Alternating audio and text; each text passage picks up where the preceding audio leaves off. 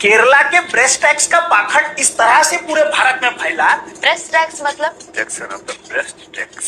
और अगर अस्पताल ढकना चाहती है तो टैक्स देगी, पूरा कर ढकने का अधिकार नहीं था कि वो झूठ बड़े बड़े यूपीएससी टीचर्स और बड़े बड़े क्रिएटर्स ने ऐसे पढ़ा है कि लोगों को वो सच लगने लगा। जिस समय पे इस पाखंड का तफसील लेने के लिए हम निकले तो हमें the Cochin caste and tribes करके 20वीं शताब्दी के पूर्व में लिखी हुई एक किताब मिली।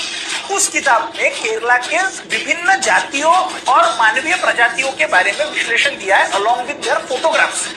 तो जब हमने ये निकाला तो हमें कुछ ऐसी पिछड़ी हुई जातियां मिली जिसमें से एक आता है भैया आपका कदारखुर।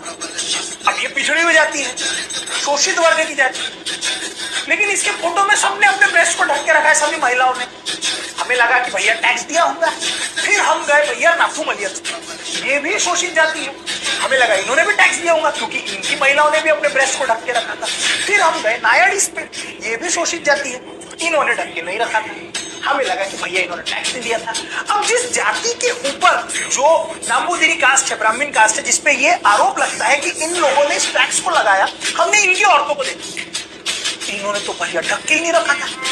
तो बात यहाँ पे ये निकली कि जब हमने इनके तफसीलों को और खंगाला तो ये पता चला कि आज भी जब आप केरला के मंदिरों में जाते हो तो मर्दों को अपने कमर के ऊपर में कुछ भी पहनना अलाउड नहीं है। सेम प्रोसीजर उस समय पे महिलाएं भी फॉलो किया करती थी।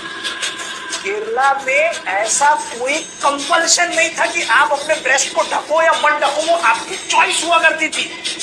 उस समय के कितने तो हायर कास्ट की महिलाएं अपने ब्रेस्ट को नहीं ढकती थी, डायरेक्ट फोटोज अवेलेबल है।